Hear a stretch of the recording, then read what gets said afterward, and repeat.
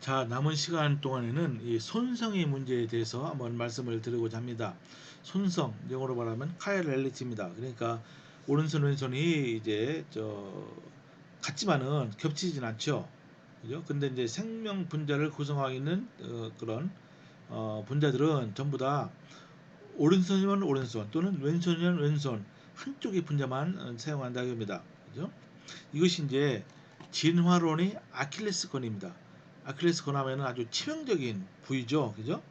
이렇게 이제 아킬레스가 무적인데 여기 뒤꿈치만이 이제 약점이죠. 그래서 파리스가 여기를 공략했죠. 활로 쏴서 맞춰서 결국 죽잖아요. 그래서 이제 제가 이제 화학 진화에 대해서 이렇게 논문도 찾아보고 쭉 책도 읽고 이제 해서 내린 결론이 말이죠. 우리가 화학 진화를 우리가 정말로 문제 삼고 거기에 대해서 우리 진화론자들과 우리가 논의를 하는데 예를 들어서 우리가 이런 거예요. 원시 지구 대기가 니들은 환원성이라고 하는데 그게 맞는 것이 아니다. 그렇게 주장해 봤자 소용이 없다는 겁니다.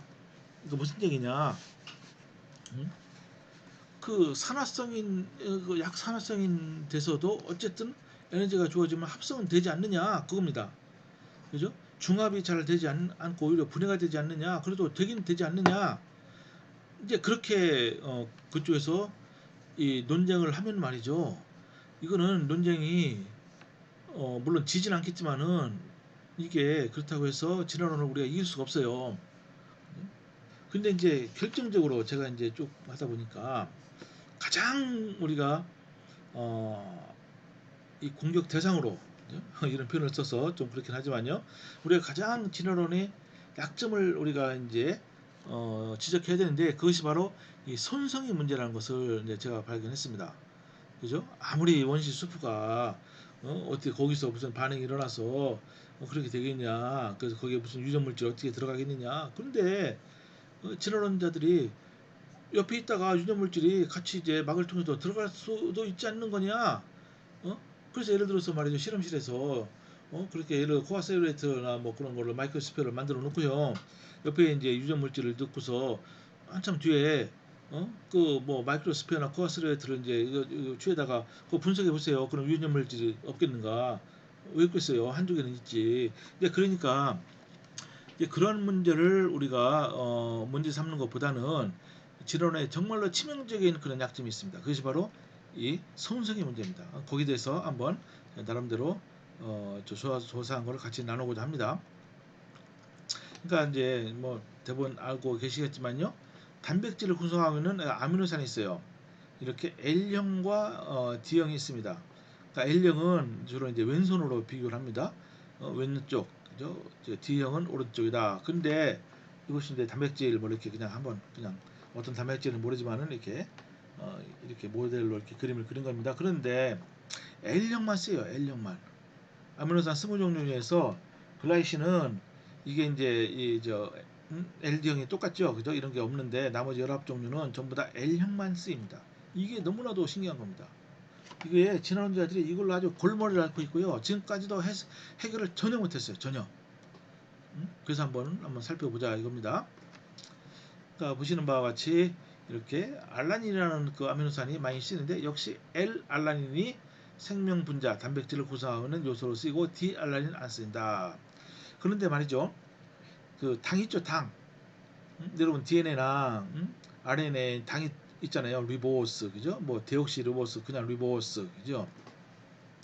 근데 리보스는 당인데 당도 역시 손성이 있습니다. D 리보스, L 리보스. 이때는 오른쪽 당인 D 리보스만 쓰입니다. 그런데 밀러 실험 좋다 이겁니다. 나는 그 뒤에 여러 가지 실험을 많이 했는데 좋아요. 다 이런 아미노산도 합성되고 이렇게 당도 합성된다고 치세요. 그럼 어떻습니까? 그렇게 합성된 것은 양쪽이 동일하게 합성이 되겠죠. 합성했는데 이쪽만 합성된다거나 디리보스 또는 L-알라닌, L-아미노산만 합성될 가능성은 제로죠. 그러니까 동일한 양이 합성이 될 겁니다. 그죠? 어떻게 이렇게 되겠느냐? 근데 이제 참고로 손성을 언제 누가 발견했냐면 말이죠. 루이 파스테르, 다시금 우리 영웅인 루이 파스테르가 나오죠. 이분이 박사학위를 받고서 20대 박사를 받았어요. 그래서 처음에 연구한 것이 이제 요 손성입니다. 손성. 그죠? 이런 이번에 프랑스 사람이었으니까 이런 프랑스 어 는 뭐가 유명하죠? 포도주죠. 그죠?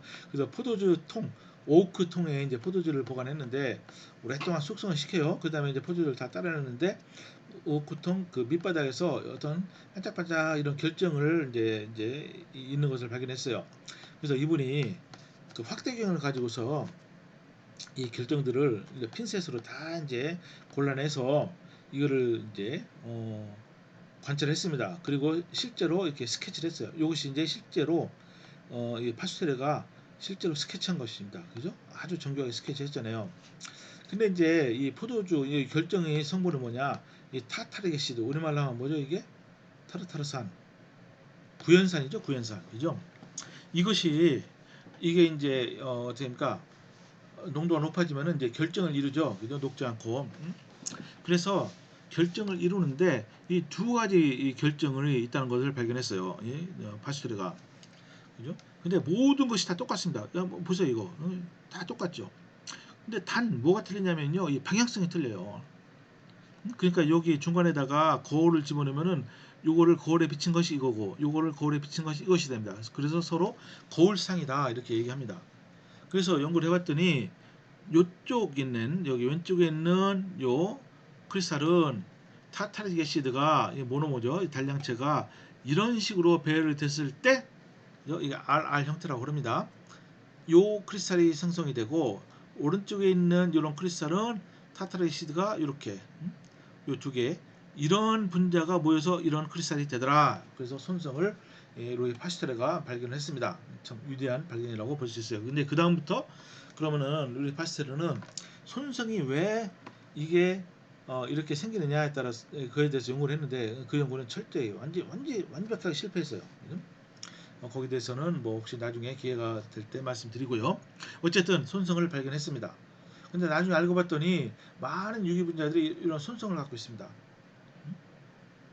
그래서 잘 보십시오. 화학적으로 합성하면은 그래서 R과 S 형태로 치면은요, 이게 두 개가 R을 뭐라고 D라고 할 수도 있고 S를 R이라고 L이라고 할 수 있어요. 어쨌든 이런 용어를 쓰는데 에넨시오메릭 액세스라는 게 있습니다. 그죠? 그래서 약해서 EE라고 부르는데요. 이게 뭐냐? 두 개가 이제 손성이 이제 동일하게 있으면 어때요? 액세스가 없죠. 동일하니까. 그죠? 그래서 EE를 정의를 어떻게 하냐면은 두 개의 농도의 차이를 물론 절대값을 취합니다. 차이를 전체의 농도로 나눈 것입니다. 그러니까 라세믹 믹스처 그러니까 R과 S의 농도가 같다. D와 L의 농도가 같으면 어때요? 여기 분모는 일정해도 분자가 제로가 되죠. 그러면은 E가 제로입니다. 근데 실제로 생명체를 구성하고 있는 그런 라이프 몰레큘에서는 한쪽은 제로입니다. 한쪽은 즉 R이 제로예요. 그럼 어떻게 되죠? R이 제로니까 E 값을 구하면 1입니다. 1. 그죠? 그러니까 E 값은 0하고 1 사이에 존재하는데 생명을 구성하고 있는 뭐 단백질이나 뭐 DNA나 RNA 그런 물질을 구성하고 있는 분자들은 E 값이 1입니다. 1. 그죠? 우리가 보통 화학적으로 합성하면 제로인데 이게 어떻게 가능하겠느냐?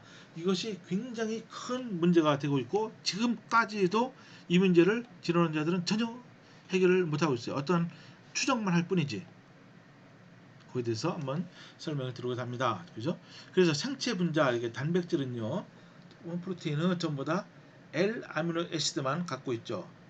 이렇게 DNA나 RNA는 R 뭡니까? D 뭐 리보스를 이제 디옥시 리보스나 그냥 리보스를 D 형태의 리보스를 가지고 있습니다. 그죠? 그렇게 모든 이렇게 이 생체 분자를 구성하는 단량체의 손성이 같다. 그런 것을 호모카이럴리티 이렇게 얘기합니다. 우리말로는 동일 손성이라고 번역할 수 있을 것 같아요. 그죠? 이것이 어떻게 가능했겠느냐 한번 살펴봅니다. 근데 이제 다시 복습하는 겸 밀러의 실험에서는 L형의 아미노산만 합성되었는가? No. Absolutely 이거는 아니죠. L과 D형이 아미노산이 동일하게 합성돼서 E는 제로죠. 그죠? 그럼 어떻게 E가 1이 되게 하느냐? 그게 문제가 되는 거죠. 그죠? 그래서 많은 사람들이 이런 시나리오를 제시를 한 겁니다. 자, 좋다 이거죠. 원시 수프 밀러 실험이 작동을 해서 이게 D와 L형의 아미노산이 이게 많이 모여 있어요. 이게 이제 원시 수프라고 프리바이오틱 숲이라고 한번 생각해 보자 이겁니다. 그죠? 이거는 양이 이게 섞여 있기 때문에 이런 것을 라세미치라고 합니다. 이건 뭐 전문 용어가 그래요. 그런데 여기에 어떠한 물리 화학적인 작용이 가해져서 D는 다 없어지고 또는 D가 L로 다 바뀌든지 해서 그죠? 대개 이제 D가 없어진다고 하죠. 그래서 여기 L만 살아남았다. 그래서 이 L끼리 서로 반응을 해서 단백질이 됐다. 뭐 그런 스토리입니다. 그래서 이렇게 된 것을 NaCO 퓨어 한쪽에 NaCO만 존재한다. 그래서 NaCO 퓨어라고 이렇게 얘기를 합니다.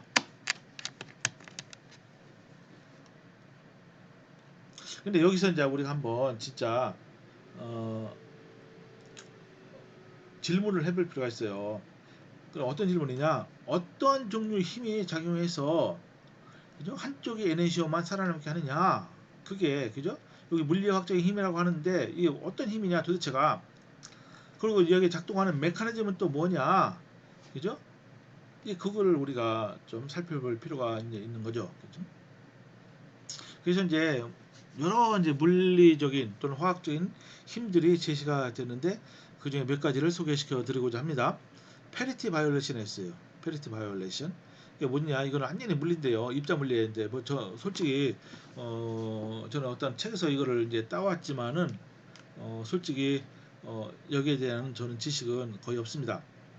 그냥 설명만 하려고 그래요. 자연계는 기본적인 입자가 있죠, 그죠?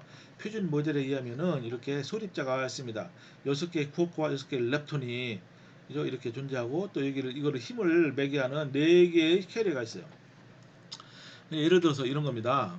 페리티 바이올레이션 이 페리티를 우리말로 뭐라고 하는지도 모르겠어요. 바이올레이션 하면은 이거는 위반했다는 건데 페리티 위반이라고 뭐 얘기하면 됩니다.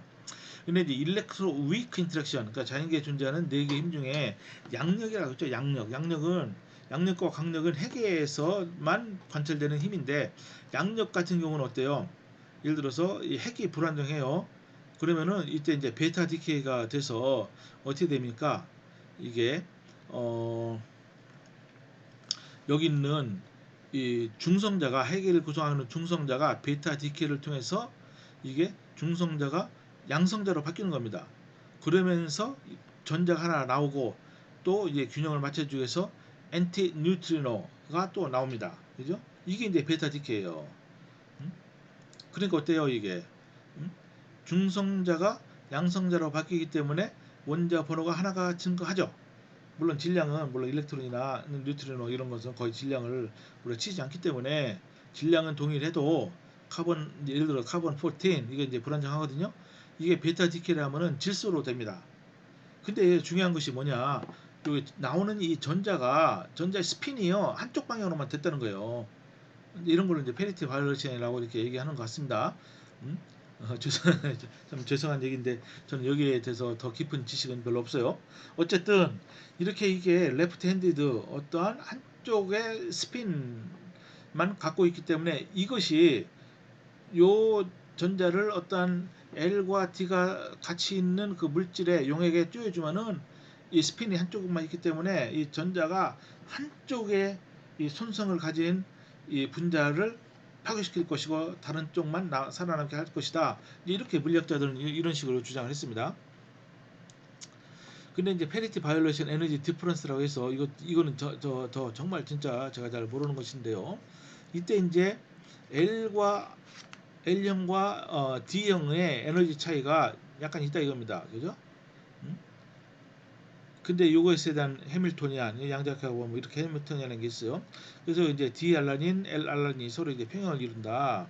근데 에너지메릭 액세스는 이 정도 에너지 차이에 의하면은 그 뭡니까? 이 값은 이게 1이어야 되는데 이게 거의 없다 이겁니다. 이게 거의 0에 가까워요. 그죠? 음? 그러니까 이제 이런 겁니다.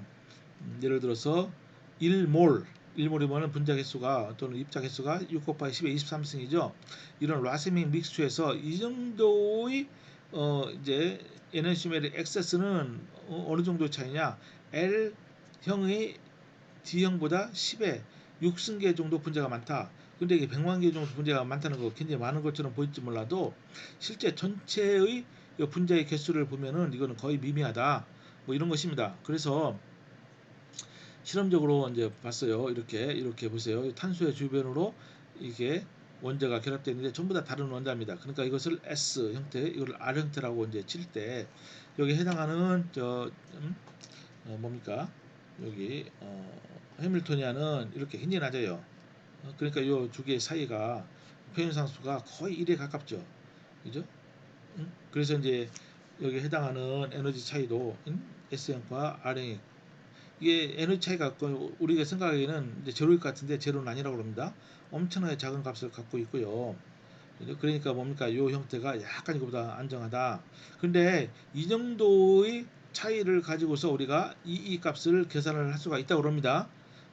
뭐 여기에 대해서 자세한 것은 사실은 저도 모르는데 결론만 제가 말씀드리면은 이런 게 있다 할지라도 이때 그러니까 자연적으로 이 이제 페리티 바이올렛이라는 게 생겨가지고서 그것이 L형과 D형 또는 S형과 R형에 영향을 미치는데 그때의 에너지메릭 액세스는 엄청나게 작아요. 이거 0이나 마찬가지 아닙니까? 그러니까 이런 것이 자연계에 존재한다고 해도 그것이 한쪽 한쪽 선성만 남기고 다른 쪽은 다 파괴시킬 가능성은 거의 제로다. 그런 결론을 내리는 겁니다. 아까 이제 베타 루디올리시스 말씀드렸듯이 그런 어떤 스핀 한쪽 방의 스핀을 가진 전자를 쪼여주는 겁니다. 그렇게 해요. 근데 실제로는 여기 보세요. 여기 베타 디케이 파티클 이런 물질에서 베타 전자가 나오죠. 그죠? 근데 이제 굉장히 이 디케이 레이트가 사실은 너무너무 베타 분기라는 것이 흔하게 일어나는 것이 아니고 굉장히 사실은 뭐 어떤 특정한 그러한 이런 원소에서 일어나고요. 그때 반감기가 너무 길어요. 그러니까 너무 길기 때문에 이것이 있다 할지라도 실제로는 이것이 원인이 돼서 한쪽 손석만 이제 살아남을 가능성은 거의 제로다. 그죠? 그리고 실험을 많이 했는데 성공적이지 하나도 성공을 못했습니다. 근데 이제 여기서 중요한 거 여기 이제 파란색으로 이제 써놨는데요. 근데 이것보다 더 현실적인 것이 뭐냐면은 원평광빛을 분자에 쪼여주는 거예요. 잘 보십시오. 빛을 말이죠. 이게 돌릴 수가 있습니다. 편광빛이 있어요. 그러니까 예를 들어서 여러분 자연광 빛이 있잖아요. 이제 여기에 이제 이 폴라라이저를 집어넣고 그러면 이게 한쪽 방향으로만 있죠. 거기다가 원평광 빛을 만들려면은 그런 크리스탈이 있습니다. 그 크리스탈 통과시키면요, 그 빛이 이렇게 오른쪽으로 막 돌면서, 그러니까 요게 이제 요쪽에서 이쪽으로 빛이 진행하거든요. 그래서 요쪽에서 눈을 대고 본다고 쳐보세요. 그러면은 그 빛의 전기장의 그 전기장 벡터가 막 오른쪽으로 돕니다. 이걸 보고 이제 right-handed, right circularly polarized light 이렇게 얘기하고요. 근데 반대 방향으로 돌릴 수 있어요. 그때 왼쪽으로 돌아가는 겁니다. 그죠? 이런 빛을 우리가 뱅뱅 도는 전기장이 도는 빛을 우리가 충분히 만들 수가 있는데, 근데 이제 사람들이 이렇게 생각한 거예요. 요 각각의 편광된 빛을 L과 D 분자가 섞여 있는 용액에 쪼여주면은 한쪽을 없애버릴 수 있지 않을까? 이제 그런 어떻게 보면 상당히 합리적인 그런 가정을 하는 것입니다. 보세요, 이런 겁니다. asymmetric photo degradation, 아까 말씀드린 대로 이때는 R과 S로 했어요. 여기에 이제 right 오른쪽 편광빛을 쪼여주면은 R만 살아남고 저 레프트 저 편광빛을 쪼여주면 S만 살아난다. 뭐 이런 것입니다. 그죠? 또는 포토신테시스도 마찬가지라고 생각했어요. 어떠한 에이카이럴 서브스트레이트, 그러니까 이제 이게 뭡니까? 물질이 이런 어떠한 그저 손성이 없는 물질도 있을 수 있잖아요. 그때 이제 오른쪽 편광빛을 쪼여주면은 R 프로덕트만 나오고, 그죠? 그 프로덕트가 생성물이 왼쪽 편광빛을 쪼여주면은 S 프로덕트만 나온다. 그죠? 이렇게 될 수가 있지 않을까 해서 실험을 했습니다. 이런 거는 이제 화학저널에 이제 지금까지 많이 발표가 됐습니다. 그러니까 예를 들어서 asymmetric photo degradation 한번 보십시오.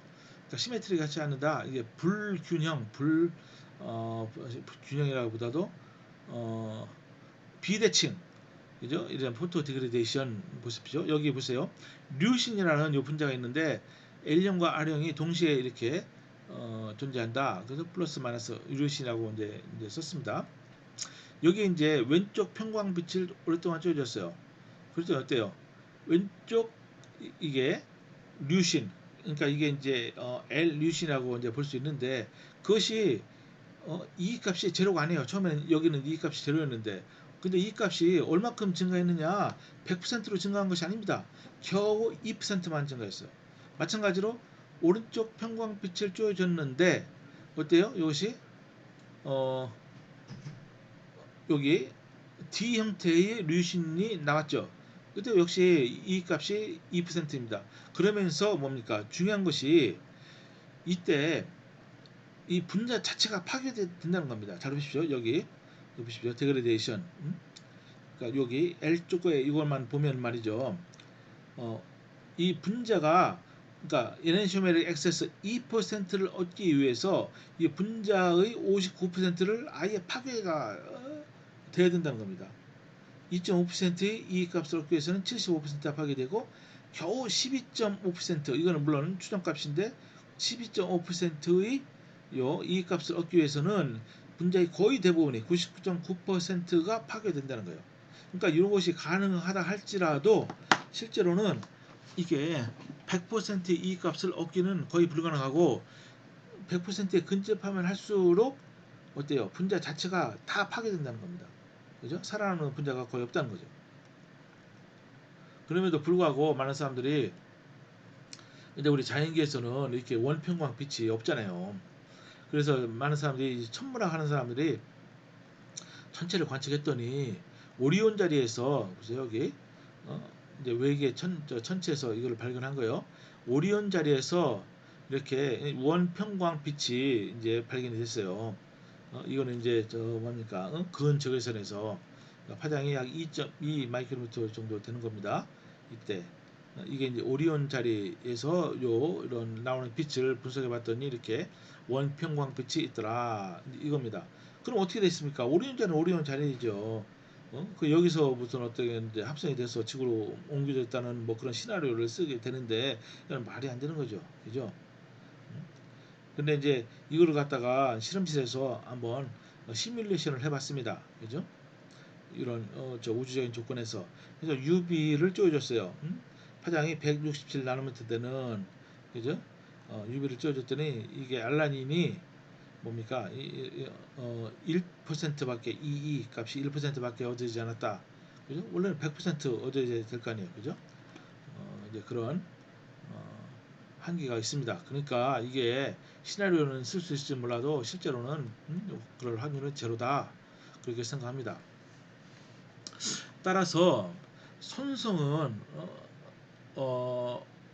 진화론자들은 아주 이 손성의 기원에 대해서 아주 골치를 앓고 있죠. 그죠?